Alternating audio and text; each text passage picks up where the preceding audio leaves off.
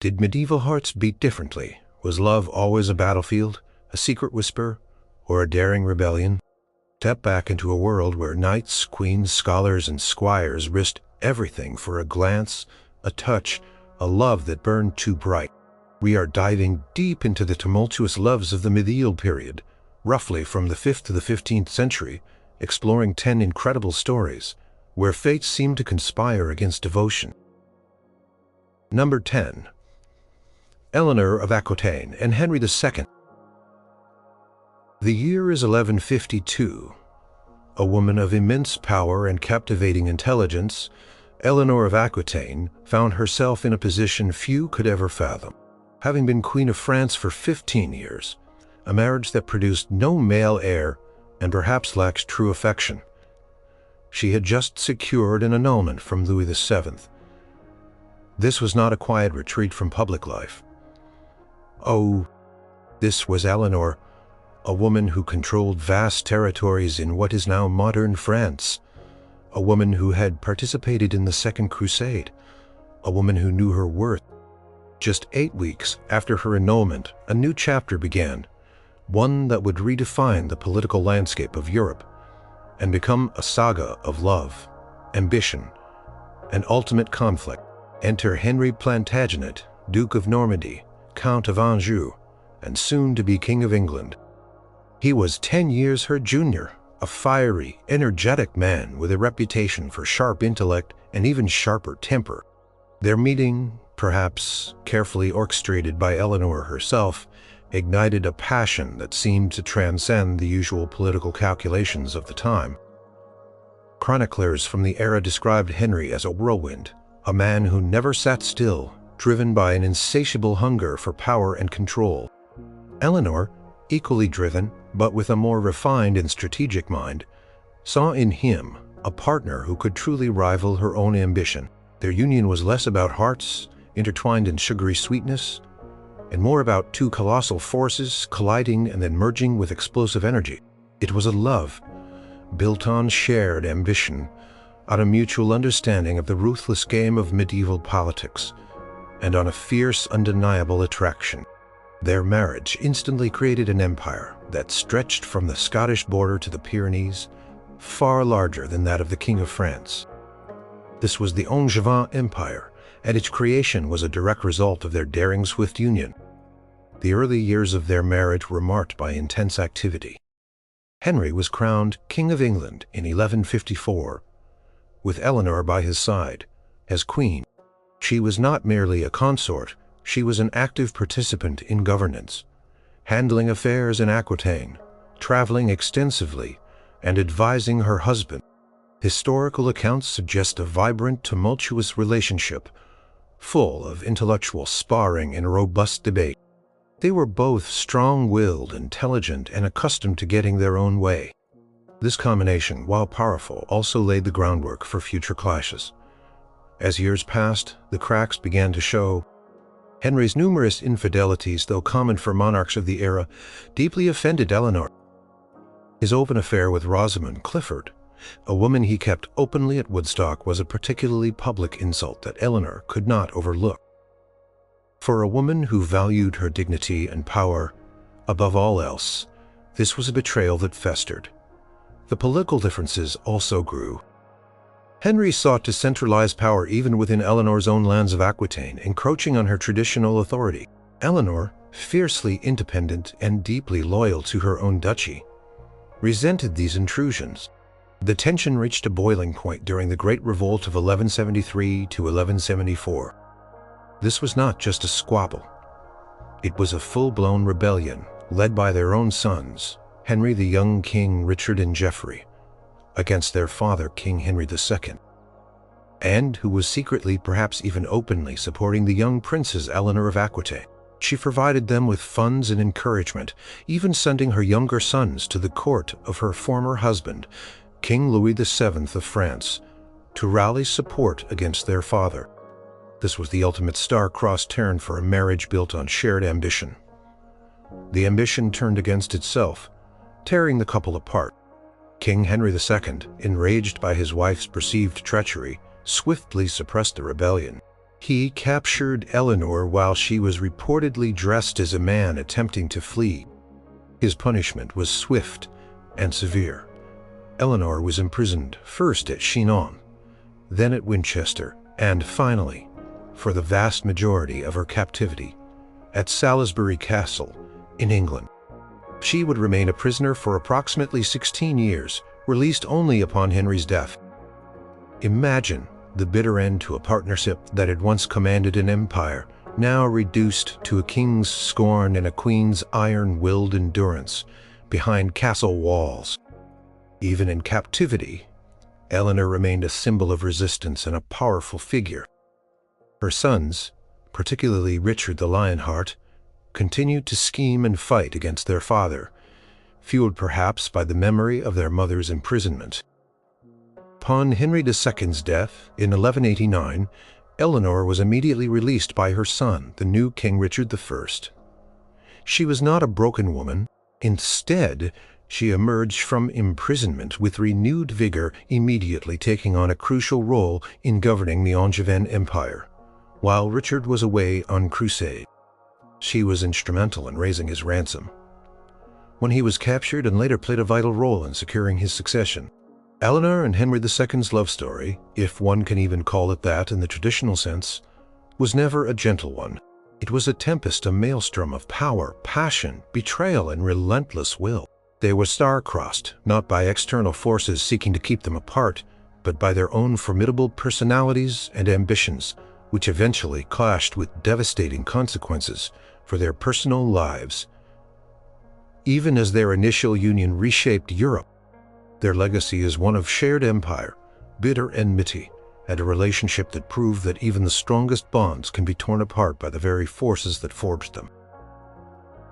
Number 9. Petrarch and Laura. In the heart of the Avignon papacy, a young man named Francesco Petrarca, later known as Petrarch, walked into a church on Good Friday, April 6, 1327. What happened next would define his entire poetic legacy and create one of the most enduring yet elusive love stories of the medieval period. He saw her. Her name, as he later revealed in his extensive body of work, was Laura. He offered no further specific details about her, her family, or her life, leaving her shrouded in an almost mythical aura. What we do know from Petrarch's sonnets and poems collected in his famous Canzoniere is that this was no ordinary encounter. It was a love at first sight, a sudden and profound adoration that would last for the rest of his life, despite never being truly reciprocated in a physical sense. Laura was, by all accounts, married to another man, Hugues de Sade, a member of a prominent Avignon family. This immediate obstacle placed their potential connection in the realm of the forbidden, the unattainable. Petrarch's love for Laura was a love of the mind, a passionate devotion expressed entirely through poetry.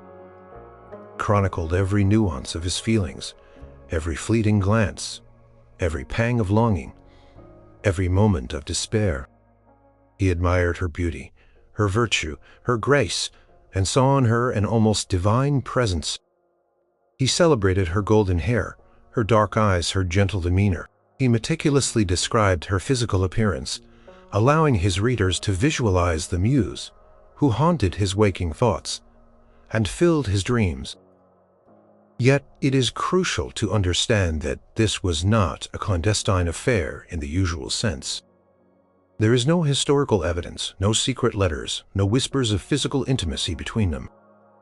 Their relationship unfolded entirely in the spiritual and poetic sphere. Laura's role was primarily that of a muse. She was the unattainable ideal, the embodiment of beauty and virtue that inspired Petrarch to scale new heights of poetic expression. Her very existence, however distant, ignited a flame within him that propelled him to write hundreds of sonnets, odes, and songs. He was captivated by her purity and her refusal to yield to his advances, which only deepened his adoration. This unrequited love became a central theme in his life, a constant source of inspiration and bittersweet torment. The star-crossed element here is multifaceted. Firstly, Laura was married, placing an insurmountable societal barrier between them. In medieval society, a dalliance with a married woman, especially one of her social standing, carried severe penalties and social disgrace. Petrarch, as a cleric, though he never became a priest in the full sense, also had certain vows and expectations regarding celibacy, adding another layer of societal constraint. But beyond these external obstacles, the most profound, star-crossed aspect was the very nature of their connection. It was a love destined to remain unfulfilled in the worldly sense, existing only in the realm of his imagination and verse. Petrarch's life continued to unfold around his unwavering devotion to Laura. He traveled extensively, held various clerical positions, and became one of the most celebrated scholars of his time, famous for his role in initiating the Renaissance humanist movement. Yet no matter where he went, no matter what intellectual pursuits he engaged in, Laura remained the constant North Star of his emotional universe. He wrote about the agony of absence, the torment of her indifference, and the joy of simply seeing her from afar. Then came the tragedy. In 1348, the Black Death swept through Europe, a devastating plague that claimed millions of lives. Among its victims, according to Petrarch's own writings, was Laura. On April 6, 1348, precisely 21 years to the day after he first saw her, Laura died. This terrible blow plunged Petrarch into a deep and lasting grief. His subsequent poems mourned her loss, exploring themes of mortality, the pain of separation, and the enduring power of memory. Even in death, Laura continued to inspire his most poignant and beautiful verses, transformed into an angelic figure, guiding him towards spiritual enlightenment. The relationship between Petrarch and Laura remains one of the most enigmatic and influential in literary history. Some scholars even question Laura's very existence, suggesting she might have been a poetic construct, an ideal woman created to fuel Petrarch's artistic endeavors. However, the intensity and specificity of Petrarch's emotions, the vivid details he provides, strongly suggests she was a real woman. Regardless of her precise historical identity, Laura's impact on Petrarch was undeniable, and his poems, born from his unrequited and ultimately tragic love, set the standard for lyric poetry for centuries to come. Their story is a testament to the idea that love, even when unfulfilled, can be a powerful Goethe force, capable of inspiring timeless art, and that some loves are star-crossed not by separation, but by the very boundaries of earthly existence. Number 8. Joan of Kent and Edward the Black Prince. The story of Joan of Kent and Edward the Black Prince is a captivating blend of scandal-forbidden love and a defiance of societal expectations in the highest echelons of medieval English royalty. Joan was not a woman who led a quiet life. Born around 1326, she was the daughter of Edmund of Woodstock, Earl of Kent, who was King Edward I's son. This made her King Edward III's first cousin. However, her early life was marked by a tangled web of marriages and annulments that would raise eyebrows even in the most liberal of modern circles. Before she ever met the renowned Black Prince, Joan had already secretly married Thomas Holland, a comparatively minor knight. Around 1340, this secret union, however, conflicted with an earlier pre-contract or betrothal she had made with William Montague, Earl of Salisbury. When Montague returned from campaign and discovered her marriage to Holland, he was furious. The dispute escalated to the papal court in Avignon, where after much legal wrangling and powerful lobbying, the Pope ultimately ruled in favor of Thomas Holland in 1349, validating their marriage. This decision meant Joan was officially married to Holland, and her potential claim as a royal bride for a more prominent noble was complicated years past. Joan and Thomas Holland had several children and lived a relatively settled life, though Joan's beauty and charm earned her the nickname the Fair Maid of Kent. She was known for her striking appearance, her grace, and her intelligence, attracting admirers wherever she went. Then in 1360, Thomas Holland died, leaving Joan a widow. This is where the star-crossed element truly kicks in. Edward the Black Prince was the eldest son and heir of King Edward III, the most celebrated warrior of his age. A hero of Crécy and Poitiers, he was the epitome of chivalry, dashing and valiant. He was also Joan's first cousin once removed, a degree of kinship that often required a papal dispensation for marriage, especially for such high-ranking individuals. But beyond the kinship, there was Joan's complicated marital history. For the future King of England to marry a woman with 2 prior marriages, one of which was dissolved through papal decree in such a public manner, was seen as a considerable social risk and potential scandal. Edward and Joan were deeply in love. Their affection for each other was evident, and their determination to marry was unwavering. Historical accounts suggest that their love was genuine and heartfelt, a true emotional connection, rather than a calculated political alliance. This was rare for royal marriages, which were almost always arranged for strategic advantage. Edward, a man used to getting what he wanted on the battlefield, was equally resolute in his personal life. He defied the concerns of his father, King Edward III, in the English court, who likely desired a more politically advantageous match for the heir apparent. Their marriage took place on October 10, 1361, at Windsor Castle, a clear demonstration of their shared resolve. King eventually granted his permission, likely swayed by his son's unwavering determination, and perhaps by his own fondness for Joan. The papal dispensation for their kinship was also secured, smoothing over that particular obstacle. The couple then moved to Aquitaine, where Edward served as Prince of Aquitaine, administering the English possessions in France. Their time there was a period of great affection and shared responsibilities. They welcomed 2 sons, Edward of Angoulême and the future King Richard II.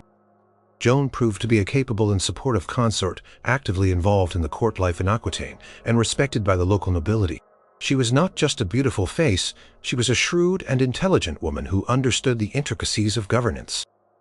However, their happiness in Aquitaine was shadowed by mounting political difficulties and Edward's declining health. The 100 Years' War continued to rage, and Edward's military campaigns were draining. Contracted a debilitating illness, possibly dysentery, during a campaign in Spain in 1367. This illness progressively weakened him, forcing their return to England in 1371. The once invincible warrior was now frail and often in pain. The star-crossed nature of their love took a turn from societal disapproval to the cruel hand of fate, in the form of illness and premature death. Edward's health continued to worsen, and he eventually died in 1376, just 1 year before his father, King Edward III. This was a catastrophic blow to Joan and to England. The valiant Black Prince who had seemed destined to rule was gone. Their eldest son, Edward of Angoulême, had also died, young, leaving their second son, Richard, as the heir to the throne. Joan of Kent, now a widow for the second time, found herself in an unprecedented position as the mother of the future King Richard II. She played a crucial role in the early years of his reign, particularly during the turbulent Peasants' Revolt of 1381, when she famously calmed a mob that had confronted her. Her love for Edward was clearly enduring, and her dedication to their children, especially Richard, was unwavering. Their story is a powerful reminder that even in an age dominated by arranged marriages and political maneuvering, genuine love could bloom and persist even against the odds of style. Joan and Edward's union, born of affection and defiance, ultimately shaped the course of English history, leaving behind a legacy of devoted partnership cut short by a cruel twist of fate, making them truly star-crossed. Number 7. Edward II and Piers Gaveston. The relationship between King Edward II of England and Piers Gaveston is one of the most controversial and tragically dramatic tales of the Mythical period. Deeply intertwined with political intrigue and personal devotion, their bond, described by many as an intense, almost obsessive love, transcended the typical boundaries of medieval royal favoritism and ultimately led to Gaveston's brutal death and Edward's eventual downfall. Edward, born in 1284, became Prince of Wales, heir to the formidable King Edward I, known as Longshanks. It was during his formative years that he first met Piers Gaveston. Piers, slightly older than Edward, was the son of a Gascon knight, a loyal subject of Edward I. He was introduced to the royal household around 1300 and quickly became Edward's closest companion. Chroniclers of the time described Gaveston as Nadic, witty, handsome, and exceptionally skilled in knightly arts, a perfect foil to the often moody and somewhat less conventionally kingly. Edward, from the outset, their connection was exceptional. Edward showered Gaveston with gifts, titles, and privileges, treating him with a level of affection and generosity that went far beyond what was considered appropriate for a mere companion. Edward I, a stern and traditional monarch, grew increasingly alarmed by the influence Gaveston held over his son. Fearing it distracted Edward from his royal duties and tarnished the royal image. King famously exiled Gaveston several times, even imprisoning him on one occasion, desperately trying to break the bond between the two young men. Yet each time, upon Edward I's death, or a temporary softening of his stance, Gaveston returned, and their bond picked up right where it left off. The true star-crossed nature of their relationship became tragically clear upon Edward I's death in 1307. Edward II immediately recalled Gaveston from exile and heaped upon him unprecedented honors. Gaveston was made Earl of Cornwall, a title traditionally reserved for members of the royal family. He was given vast lands, immense wealth, and the king's ear on almost every matter of state. Edward II's devotion was absolute and public. He made Gaveston his stand-in at his own coronation, gave him the royal jewels to wear, and ignored the furious whispers and outright protests of his barons. The English nobility, a powerful and fiercely proud group, were appalled. They saw Gaveston as an upstart, a foreign favorite, who was usurping their rightful place and poisoning the king's judgment. Their resentment was not merely about power. It was also fueled by Gaveston's arrogance and sharp tone. He gave mocking nicknames to the most powerful lords, further inflaming their anger. King's apparent disregard for his own wife, Isabella of France, a daughter of the mighty French king Philip IV, also alienated a crucial ally. Isabella, intelligent and strong-willed, initially tried to accept Gaveston, but his overbearing presence and her husband's intense focus on him made her feel neglected and humiliated. The barons, led by Edward II's powerful cousin Thomas, Earl of Lancaster, repeatedly demanded Gaveston's exile. Edward II, torn between his love for Gaveston and the immense pressure from his kingdom, reluctantly agreed to send his beloved friend away. Multiple times, but like a moth to a flame, Gaveston always returned, unable to stay away from the king's side, and Edward II, equally desperate for his presence, always welcomed him back. Each return fueled the barons' rage, making their position more desperate. The conflict escalated into outright civil unrest. In 1311, the barons forced Edward to accept the ordinances, a set of reforms that significantly curtailed royal power and explicitly called for Gaveston per day. Angevin left England, but his exile was short-lived. In January 1312, he was back. This act of defiance was the final straw for the enraged barons. A coalition of nobles, led by the Earl of Lancaster and the Earl of Warwick, pursued Gaveston. He was captured in Scarborough Castle in May 1312. Despite promises of fair treatment and a trial, his fate was sealed. The barons knew that as long as Gaveston lived, he would always be a threat, a wedge between them and the king. On June 19, 1312, Piers Gaveston was seized by the Earl of Warwick's men while being transported, taken to Blacklow Hill near Warwick, and summarily executed. He was run through with a sword and beheaded, a brutal and unlawful act of murder by the nobility. Edward II was devastated by the news. His grief was profound and lasting. He never truly forgave the men responsible for Gaveston's death, and this deep-seated resentment would poison his relationships with his nobility for the rest of his reign. Gaveston's death did not solve the kingdom's problems. Instead, it entrenched the divisions and laid the groundwork for Edward's eventual deposition. King found new favorites, most notably the Despensers, father and son, who became equally hated by the barons and Queen Isabella. Isabella, tired of her husband's blatant disregard in the Despensers' power, eventually sought refuge in France. There she famously allied with Roger Mortimer, an exiled baron, and together they launched an invasion of England in 1326. Edward II, deserted by most of his kingdom, was captured and deposed, becoming the first English monarch to suffer such a fate. He was eventually imprisoned, and in September 1327 likely murdered in a gruesome manner at Berkeley Castle, his death possibly orchestrated by Isabella and Mortimer. The love between Edward II and Piers Gaveston was a bond so intense, so defying of convention, that it tore apart a kingdom, challenged the norms of royal duty, favoritism, and even gender roles given its passionate intensity.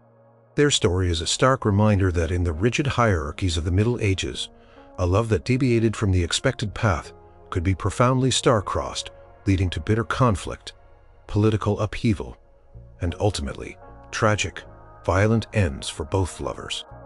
Their intertwined destinies make them a prime example of a love that was simply too much for their world to bear. Number 6. Catherine de Valois and Owen Tudor. The tale of Catherine de Valois and Owen Tudor is a remarkable true story of a queen who defied convention, a secret love that crossed social boundaries, and a union that inadvertently laid the foundations for one of England's most famous royal dynasties, the Tudors. Their romance began amidst a somber backdrop of royal widowhood and political uncertainty in 15th century England. Catherine, born in 1401, was the daughter of King Charles VI of France. In 1420, in an attempt to solidify peace between England and France during the 100 Years' War, she married the formidable English warrior king, Henry V. Their marriage was a political triumph under a single heir. However, their joint reign was tragically short. Henry V, a truly iconic figure of English history, died suddenly in 1422, leaving Catherine a young widow at the age of 21, with an infant son, the future Henry VI, who was just a few months old. As the Queen Dowager and mother of the new king, Catherine was a figure of immense importance, yet also one of significant constraint. She was young, attractive, and had no shortage of suitors, but remarrying a foreign prince could have created dangerous political alliances. To prevent her from potentially forming a new royal house or allying with a rival power, Parliament passed a statute in 1427 to 1428 stating that no one could marry a Queen Dowager without the king's permission and the consent of the council. This legal barrier effectively made it almost impossible for Catherine to remarry someone of suitable royal standing, trapping her in a gilded cage. This is where the story truly becomes star-crossed. Despite the political maneuvering and the restrictions placed upon her, Catherine was still a young woman longing for companionship and love. Her gaze fell upon a man far below her station, Owen Tudor. Owen, born Owain ap Merdud ap Tudor, was a Welsh squire, a relatively minor figure in the royal household, tasked with various duties. He was known for his striking appearance, his strength, and his charm. Accounts suggest he was a fine dancer and a man of great physical appeal. He might have been part of Catherine's household staff, perhaps her clerk of the wardrobe, or even her usher. The exact details of how their relationship began are shrouded in delightful mystery and legend, with one popular tale suggesting Owen accidentally fell into the Queen's lap while dancing, captivating her with his charming clumsiness. Whatever the precise circumstances, a powerful attraction developed between the French Queen and the Welsh squire. It was a love that utterly defied the rigid social hierarchy of the medieval age. A queen, a daughter of France, and widow of England's greatest king, with royal blood flowing through her veins, secretly falling for a man of mere gentry, with no lands of his own, of significant note. This was unheard of, scandalous, and certainly star-crossed by every societal expectation and legal decree. Their relationship was kept a closely guarded secret. They married in secret, likely in 1429 or 1430, a union that was certainly illegal under the 1427-28 statute. No official record of the marriage has ever been found, further emphasizing the clandestine nature of their vows. Despite the secrecy, their love was fruitful. Catherine and Owen had at least 6 children together, 4 sons and 2 daughters, a testament to the depth and longevity of their bond. These children, though born in secret and initially illegitimate in the eyes of the law, would later be legitimized and become crucial figures in English history. Their secret could not be kept forever. Whispers turned to rumors, and eventually the truth began to emerge. The exact timeline of the discovery is unclear, but by the mid-1430s the council became aware of the situation. The reaction was one of shock and outrage. To have the Queen Mother, the living symbol of England's royal lineage, engaging in a secret, unsanctioned marriage with a commoner and producing children with him, was seen as a grave affront to royal dignity and a potential threat to the stability of the throne. Catherine, weakened by illness and perhaps the stress of her secret life, was removed from court and confined to Bermondsey Abbey. She died there in January 1437, likely from complications related to childbirth at the relatively young age of 35. Her death brought an abrupt end to her remarkable life and her clandestine love. Owen, Tudor. After Catherine's death, was arrested and imprisoned, accused of breaking the law concerning the Queen Dowager's marriage. He managed to escape from Newgate prison, but was later recaptured and imprisoned again. However, his royal stepson, Henry VI, who likely had a soft spot for his mother's second family, eventually pardoned him. Henry VI also took a keen interest in Owen and Catherine's children, particularly their sons Edmund and Jasper, granting them lands and titles and bringing them into the royal household. This decision by Henry VI proved to be a turning point for the Tudor family. Edmund Tudor was made Earl of Richmond and married Lady Margaret Beaufort, a descendant of Edward III. Their son, Henry Tudor, born in 1457, would famously defeat Richard III at the Battle of Bosworth Field in 1485, ending the Wars of the Roses and establishing the Tudor dynasty. The lineage he founded, which included the iconic Henry VIII and Elizabeth I, fundamentally shaped English history for over a century. The love story of Catherine de Valois and Owen Tudor is one of immense personal courage and defiance.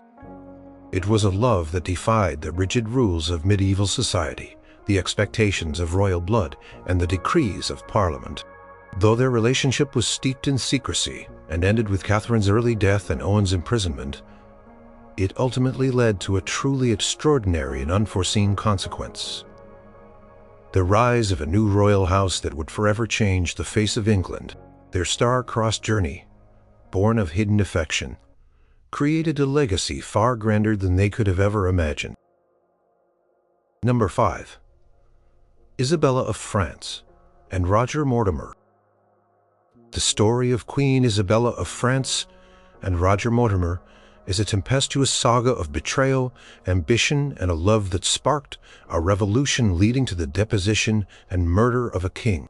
Isabella, born around 1295, was the daughter of the formidable King Philip IV of France, known as Philip the Fair. She was married to Edward II of England in 1308, a strategic alliance between two powerful kingdoms. At first, the marriage seemed promising, producing 4 children, including the future Edward III. However, the king's intense and open favoritism towards Piers Gaveston, and later the Despensers, quickly alienated Isabella. Isabella was no ordinary queen. She was the daughter of a powerful king raised in the sophisticated French court and possessed a keen intellect and a strong will.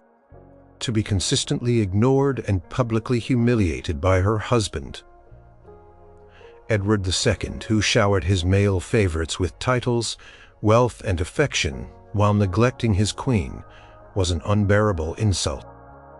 Chroniclers reported her growing resentment and frustration. She found herself increasingly marginalized, her household reduced, and her council ignored, while the Despensers, Hugh the Elder and Hugh the Younger, wielded immense power, almost exclusively controlling access to the king.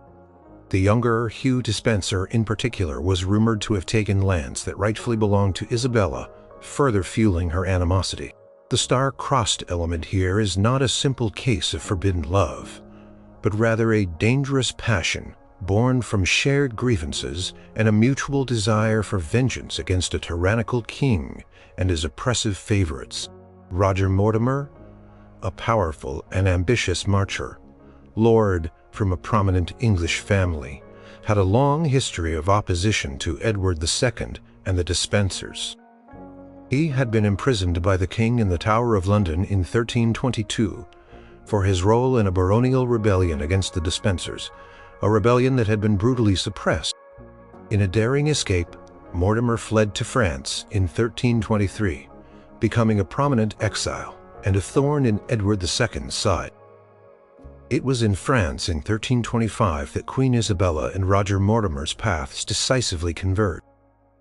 Isabella had been sent to France by Edward II, ironically, to negotiate a peace treaty with her brother, King Charles IV of France, over the disputed territory of Aquitaine. Her young son, the future Edward III, joined her there, sent to do homage for his French lands. Once in France, Isabella made a fateful decision. She refused to return to England, declaring she would not return as long as the Despensers held power over her husband. She effectively became a political refugee. It was during this period of exile that Isabella and Roger Mortimer formed their infamous alliance. Whether their relationship began as a political partnership and blossomed into a passionate affair, or if the personal connection was instantaneous, is debated by historians. What is clear is that they became inseparable. Roger Mortimer, a monodic and cunning man, provided Isabella with the political guidance and military connections she desperately needed. Isabella, in turn, offered Mortimer her royal legitimacy, her strong connections to the French crown, and crucially, her status as queen and mother of the heir to the English throne. Their bond was one of mutual ambition, shared hatred for Edward II and the Despensers, and a powerful personal attraction that fueled their revolutionary agenda. Their affair became an open secret of the French court, much to the embarrassment of her brother, King Charles IV, who eventually pressured them to leave Paris. Undeterred, Isabella and Mortimer traveled to Hainault, where they secured a marriage alliance for young Prince Edward and a small mercenary army from Count William I. This force was their means to an end, the instrument of their daring plan. In September 1326, Isabella and Mortimer launched their invasion of England. Their timing was impeccable. Edward II's regime, increasingly unpopular due to the Despensers' greed, quickly crumbled. The English nobility and populace, fed up with the existing regime, flocked to Isabella's banner. Edward II and the Despensers were quickly isolated. Hugh Despenser, the younger, was captured and executed in a public and gruesome manner, reflecting the deep hatred he had inspired. Hugh Despenser the Elder met a similar fate. Edward II himself was captured in November 1326. The unprecedented act of deposing a reigning monarch followed. In January 1327, Edward II was forced to abdicate in favor of his son Edward III. Isabella and Mortimer were now the de facto rulers of England, governing as regents for the young king. Their power was absolute, their triumph complete. However, the star-crossed nature of their love took a darker turn with the murder of Edward II. While imprisoned at Berkeley Castle in September 1327, Edward II died under mysterious and horrific circumstances. Though officially reported as a natural death, it was widely believed, then and now, that he was murdered on the orders of Isabella and Mortimer, likely to prevent any possibility of his restoration to power. The method of his death, rumored to be a red-hot poker inserted anally, was designed to leave no external marks, yet instilled terror and revulsion. This act secured their power, but also sealed their infamy. Isabella and Mortimer ruled England for 3 years, their alliance a blend of political power and intimate connection. Mortimer, now Earl of March, was effectively the ruler of England, while Isabella, now Queen Mother, enjoyed a position of unparalleled influence. They lived openly as lovers, their relationship a stark contrast to Edward II's controversial favorites, but their rules also marked by corruption, arrogance, and unpopular policies, particularly their handling of the Scottish conflict. As young Edward III came of age, he chafed under their control. In 1330, in a dramatic and decisive move, Edward III, with the help of loyal barons, launched a coup. Mortimer was seized at Nottingham Castle, despite Isabella's pleas. He was quickly tried for treason and executed by hanging, drawing, and quartering at Tyburn in November 1330, meeting a fate similar to those he had overthrown. Isabella was spared. Her son, Edward III, showed remarkable clemency to his mother. She was not executed or imprisoned in a dungeon. Instead, she was placed under house arrest, living comfortably but largely removed from public life for the remaining 27 years of her life. She died in 1358, having witnessed the rise of her son to one of England's most celebrated kings. The story of Isabella and Roger Mortimer is not one of gentle affection, but of shared adversity and ambition. It was a relationship that ignited a rebellion, overthrew a king, and reshaped the political landscape of England. Their love was star-crossed by the immense power they wielded, the ruthless choices they made, and the violent ends to which their ambition ultimately led them. Number 4. Inés de Castro and Peter I of Portugal. The tale of Inés de Castro and Peter I of Portugal is one of the most poignant, brutal, and utterly bizarre love stories to emerge from the medieval period. It is a saga of forbidden passion, ruthless political murder, and a chilling act of posthumous revenge that has echoed through the centuries as a testament to undying love and savage justice. The story begins in the 14th century, in the royal court of Portugal. Peter, born in 1320, was the Infante, Prince, of Portugal, the heir apparent to the throne. His father, King Afonso IV, arranged a politically advantageous marriage for Peter with Constanza of Castile, a noblewoman of high standing. In 1339, it was a common practice for medieval royals, designed to secure alliances and solidify power. However, when Constanza arrived in Portugal, she brought with her a lady-in-waiting who would capture Peter's heart, Inés de Castro. Inés was also a noblewoman of Castilian descent, though of slightly lesser rank than Constanza. She was known for her beauty, her gentle demeanor, and her captivating presence. Peter was instantly captivated. His attraction to Inés was immediate and intense, quickly developing into a deep and passionate love that overshadowed his arranged marriage to Constanza. This was the ultimate, star-crossed scenario. Peter was married to another, and Inés was a lady-in-waiting, a mere attendant to the Infanta. Their love was forbidden by both social custom and political necessity. A prince having an affair with a lady of lesser rank was one thing. Openly falling in love and favoring her above his royal wife was a scandalous affront to the crown, to the kingdom. Despite the growing scandal and the furious protests of King Afonso IV, Peter's devotion to Inez grew stronger. He openly neglected Constanza, spending all his time with Inez. Their love was fruitful, producing 4 children born out of wedlock, further cementing their bond and compounding the political problem for the king. These illegitimate children were a direct threat to the legitimacy of Constanza's heir, Fernando, who was Peter's only legitimate son. The court was rife with whispers and concern. King Afonso IV was increasingly desperate. He saw Inez as a dangerous influence, a Castilian woman who threatened the stability of the Portuguese throne and could potentially create a succession crisis. If her children were to be put forward as claimants, he tried everything to separate them.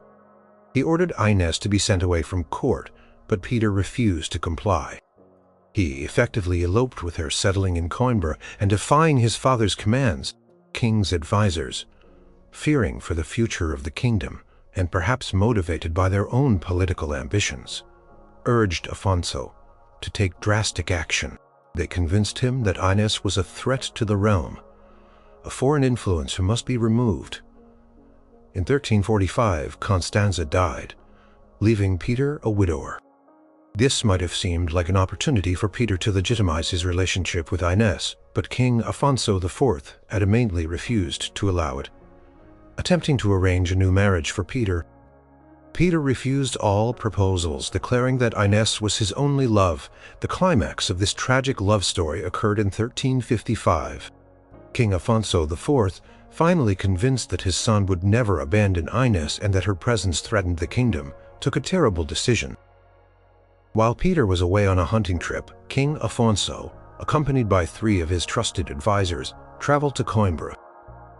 There they confronted Inez at the monastery of Santa Clara.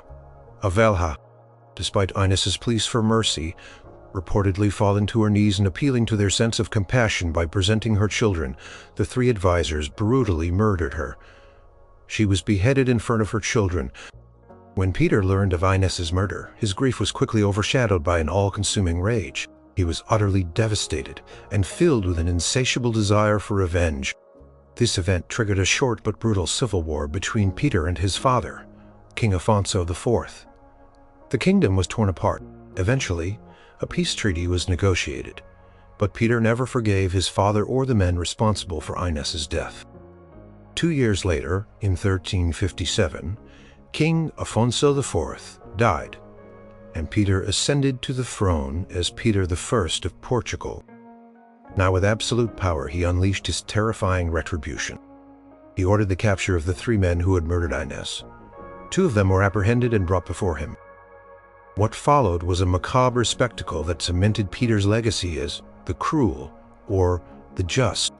Accounts from the time described Peter personally, overseeing their torture and execution, reportedly tearing out their hearts, one from the front, one from the back, in a gruesome echo of the pain he felt. But the most extraordinary and chilling act of Peter's devotion and revenge was yet to come. He declared that he had secretly married Inez before her death, thereby legitimizing their union and her children. To prove this, he ordered Inez's body to be exhumed years after her murder. Her decomposed corpse was dressed in royal robes, crowned and placed on a throne in the royal court. The entire court, including all the nobles and clergy, were then forced to walk past her decaying form and kiss her skeletal hand, acknowledging her as their rightful Queen of Portugal. This was a king's ultimate act of love and defiance against the forces that had tried to keep them apart, extending her royal status even beyond the grave. After this horrifying coronation, Inez's body was interred with full royal honors in a magnificent tomb at the monastery of Alcobaça, opposite Peter's own tomb. It was his wish that on the day of judgment, when they rose, their first sight would be of each other. The legend of Inez de Castro and Peter I is a powerful testament to a love that defied societal norms, political pressures, and even death itself. It is a stark example of how a star-crossed love, when pushed to its limits, can lead to unspeakable tragedy, brutal revenge, and a hauntingly beautiful, if macabre, demonstration of devotion. Their story continues to captivate, a dark romance etched into the annals of Portuguese history. Number 3. Lancelot and Guinevere.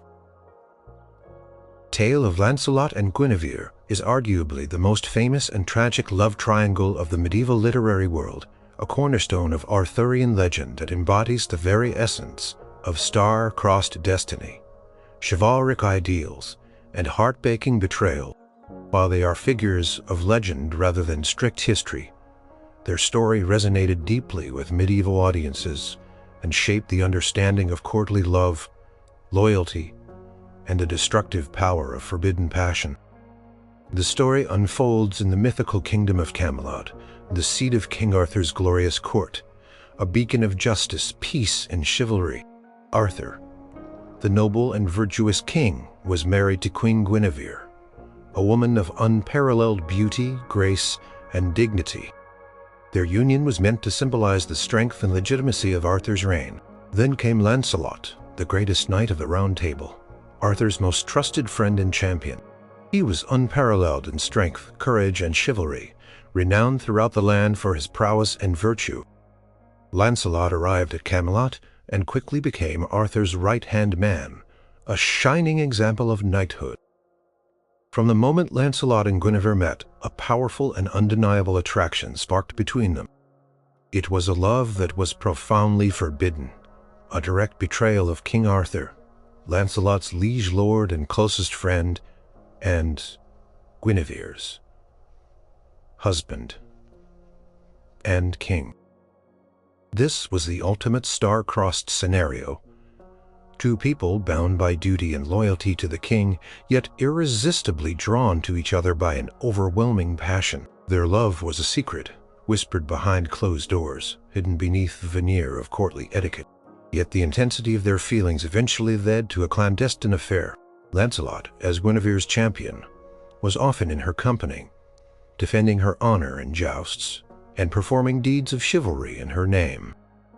These opportunities, ostensibly for public display, became secret rendezvous where their love deepened. The affair of Lancelot and Guinevere was not merely a personal betrayal, it was a stain on the very fabric of Camelot, threatening to unravel the ideals upon which Arthur's kingdom was built. Loyalty, honor, and truth were the cornerstones of the Round Table, and this secret love undermined them all. Lancelot was torn between his adoration for Guinevere and his profound loyalty to Arthur, a man he deeply admired and loved as a friend. Guinevere, too, was caught in an impossible dilemma, bound by her marriage vows yet consumed by her love for Lancelot. The existence of their affair became an open secret among some, but it was suppressed by those who wished to preserve the peace and unity of Camelot. However, eventually, the truth was exposed. Sir Agravaine and Sir Mordred, knights of the Round Table and relatives of King Arthur, publicly accused Lancelot and Guinevere of treason. They laid a trap, catching Lancelot leaving Guinevere's chambers. The exposure of their love plunged Camelot into chaos. Guinevere was condemned to be burned at the stake for treason, a standard punishment for such an offense. Lancelot, ever her champion, dramatically rescued her. Though in the ensuing melee he accidentally killed several of Arthur's loyal knights, including Agravaine, further escalating the tragedy. This act of rescue, however chivalrous, marked the irreversible breakdown of Arthur's kingdom. Lancelot fled with Guinevere, taking her to his castle at Joyous Gard. King Arthur, devastated by the betrayal of his wife and his dearest friend, was forced to act. He laid siege to Joyous Gard, plunging the kingdom into civil war. The unity of the Round Table was shattered. Knights were forced to choose sides, and the dream of Camelot began to crumble. Despite their love, Guinevere was eventually returned to Arthur, largely through the mediation of the Pope and a truce. Lancelot was exiled to France, pursued by Arthur and his loyal knights, including Sir Gawain, who harbored a bitter hatred for Lancelot after he had asked you of Guinevere. While Arthur was away fighting Lancelot in France, his treacherous nephew Mordred seized the opportunity. He usurped the throne, claiming Arthur was dead and attempting to marry Guinevere himself. This ultimate betrayal forced Arthur to return to England, where he fought a final, devastating battle against Mordred at Camelot. Both Arthur and Mordred were mortally wounded, and the glorious kingdom of Camelot fell. After the destruction of Camelot and the death of Arthur, the lovers found no peace. Guinevere, full of remorse and repentance, retreated to a nunnery, renouncing the world and her past love. Lancelot, grief-stricken and burdened by guilt, became a hermit, living a life of penance and devotion until his own death. Their love, though passionate and true, led to the downfall of a kingdom and the ruin of their own lives. The story of Lancelot and Guinevere is a powerful and enduring exploration of forbidden love, loyalty, and the catastrophic consequences when personal desires clash with public duty. They were star-crossed, not by external forces, but by the very ideals they cherished and ultimately betrayed, making their love a source of both transcendent beauty and tragic destruction in the rich tapestry of medieval legend. Number 2. Tristan and Isolde. The legend of Tristan and Isolde is one of the most iconic and enduring love stories of the medieval period. A powerful and tragic tale of a love potion, irresistible passion, and loyalty tragically torn between duty and desire. Like Lancelot and Guinevere, they are figures of legend, but their story captivated medieval audiences across Europe, influencing countless works of literature and art. The saga begins with Tristan, a valiant knight, the nephew of King Mark of Cornwall. Tristan is a man of great skill, bravery, and chivalry, renowned for his prowess in battle and his musical talents. When Ireland demands a tribute from Cornwall in the form of young people, Tristan volunteers to fight and defeat the formidable Irish champion Morholt to free his homeland. He succeeds but sustains a poisoned wound that only the Queen of Ireland can cure. Disguised, Tristan travels to Ireland and is nursed back to health by the Queen and her beautiful daughter, Isolde, also spelled Isolde or Yit. During his recovery, a profound connection forms between Tristan and Isolde. She discovers his true identity as the slayer of her uncle Morholt, but her anger is tempered by her growing affection for him. A critical moment arrives when Tristan, healed, is tasked with a noble mission to escort Isolde back to Cornwall to marry his uncle King Mark. This is the first star-crossed element, as Isolde is destined to be a queen, and Tristan is her escort, bound by duty to deliver her to his liege lord. Before their voyage, Isolde's mother, the Queen of Ireland, prepares a special love potion for Isolde and King Mark to drink on their wedding night. This potion is meant to bind them in eternal love, ensuring a harmonious and fruitful marriage. However, in a cruel twist of fate, or perhaps the design of destiny, the potion is accidentally consumed by Tristan and Isolde during their journey. The moment the love potion touches their lips, their fate is sealed. An irresistible, overwhelming passion ignites between them, a love that transcends all reason, duty, and consequence. They are bound by a magical force, completely helpless against the intoxicating power of the potion. This is the ultimate star-crossed predicament. Their love is not a choice, but an inescapable destiny, cursed by an accident yet burning with an undeniable truth. Upon their arrival in Cornwall, Isolde marries King Mark, but her heart and Tristan's belong irrevocably to each other. Their forbidden love becomes a dangerous secret, forcing them to engage in elaborate dissections and clandestine meetings. They use cunning and disguises to avoid detection, risking everything for fleeting moments together. The moral conflict is intense. They love King Mark, who is a kind and good king, and Tristan's beloved uncle, yet they cannot deny their overwhelming love for each other. Court, however, is full of envious and suspicious courtiers, particularly the treacherous barons who resent Tristan's influence. They repeatedly attempt to expose the lovers laying traps and spreading rumors. Time and again, Tristan and Isolde manage to evade capture, often through clever ruses and divine intervention, but the constant threat of exposure hangs heavy over their lives. Eventually, their affair is discovered. King Mark, heartbroken by the betrayal of his wife and his most trusted knight, is forced to act. In some versions of the legend, he condemns Isolde to be burned and Tristan to be hanged.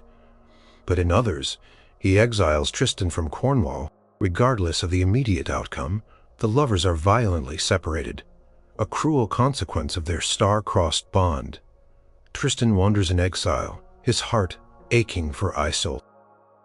He eventually marries another Isolde of the White Hands, out of loneliness and a sense of duty, but he can never truly love her, as his heart is forever bound to Isolde of Ireland. This second marriage only adds to the tragedy, creating more heartbreak and further entangling the lovers in a web of sorrow. The climax of their tragic tale comes when Tristan is gravely wounded by a poisoned spear, mirroring his first injury. Only Isolde of Ireland, with her healing skills, can save him. He sends a messenger to her, instructing him to sail with a white sail if Isolde is coming, and a black sail if she is not. Isolde of the White Hands, consumed by jealousy, sees the white sail approaching but tells Tristan that the sail is black. Believing Isolde has abandoned him, Tristan dies of a broken heart just as Isolde of Ireland arrives to save him. Upon seeing his dead body, Isolde, overwhelmed by grief and despair, lies down beside him and dies. Her heart unable to bear the loss. Their bodies are laid to rest together, and from their graves a vine and a briar, or a rose and a honeysuckle, grow and intertwine, forever binding them together in death. Just as the love potion had bound them in life, the legend of Tristan and Isolde is a powerful exploration of the uncontrollable nature of passion, the conflict between duty and desire, and the devastating consequences of a love that defies societal norms and fate itself. They were star-crossed by a magical potion that forced their love, by their loyalty to a good king, and ultimately by the cruel hand of deceit and their own overwhelming sorrow.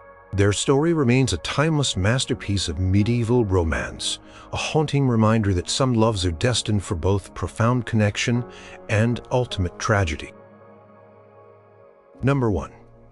Heloise and Abelard. The story of Heloise and Abelard is not merely a love story.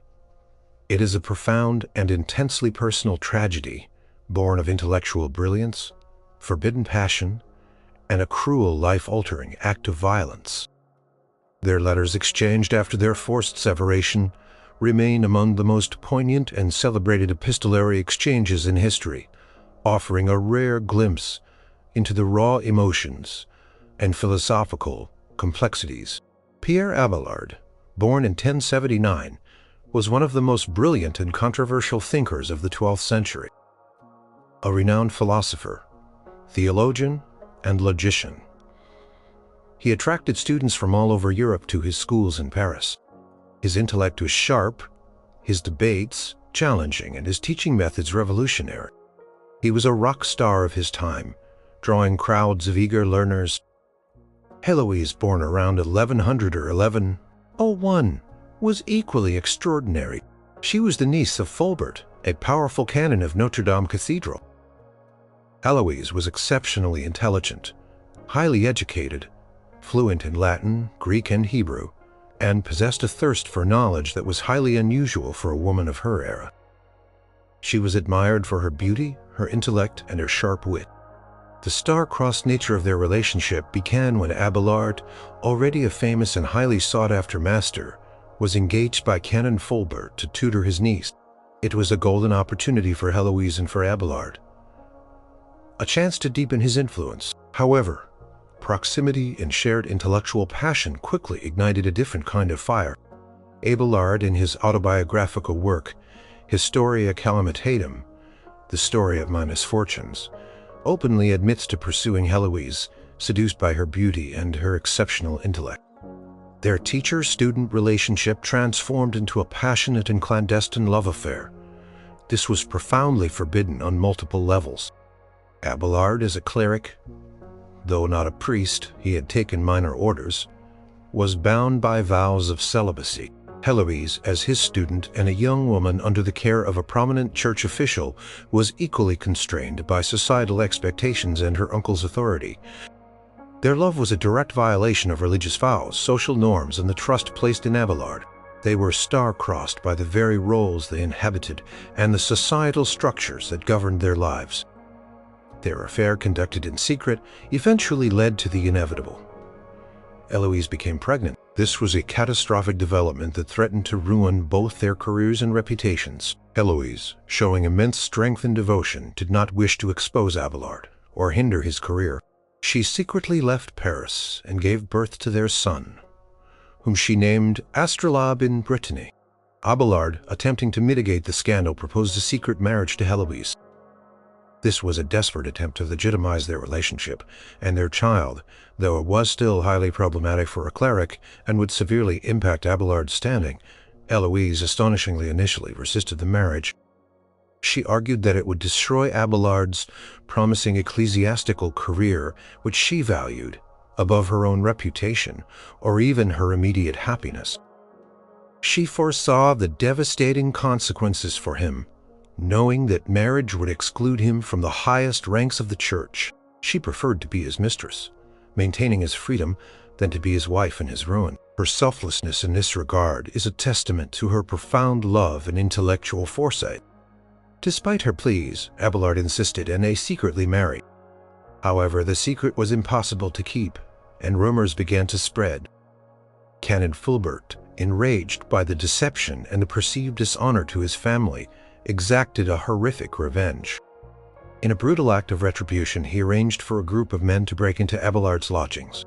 They castrated Abelard, inflicting a mutilation that not only ended his physical ability to have children, but also, critically in medieval society, disqualified him from holding higher clerical office. This act of violence shattered their lives and forced them into separate paths. Abelard, emasculated and humiliated, sought refuge in a monastery, becoming a monk. Heloise, though still young, was persuaded by Abelard to enter a convent, taking vows as a nun. This was not a choice she made freely or easily.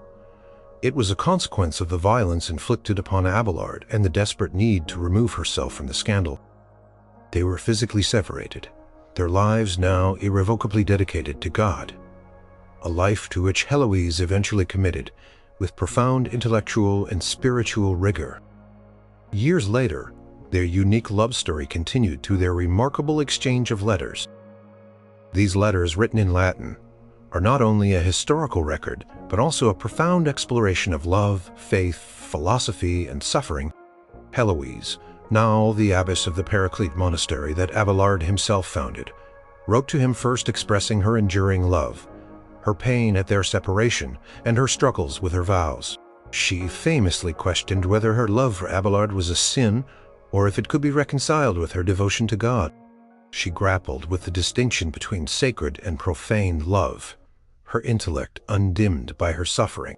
Abelard's replies were a mix of pastoral advice, theological discourse, and at times a reflection on their shared past and his own pain. Their correspondence reveals a love that transcended physical intimacy, becoming a profound intellectual and spiritual bond. They discussed philosophical concepts, biblical interpretations, and the nature of their past relationship, transforming their personal tragedy into a testament to enduring connection. Heloise and Abelard's story is the epitome of star-crossed love. Their intellectual brilliance drew them together, but societal norms, religious vows, and a violent act of revenge tore them apart. Their love was forced into the shadows, then brutally punished. But ultimately it endured through the power of their minds and words. Their legacy is not just of a tragic romance, but of a courageous intellectual partnership that defied the constraints of their age, leaving behind a timeless record of forbidden passion and the enduring human spirit. Their story is a powerful reminder that some loves, even when severed by the cruelest of fates, can remain eternally intertwined in history.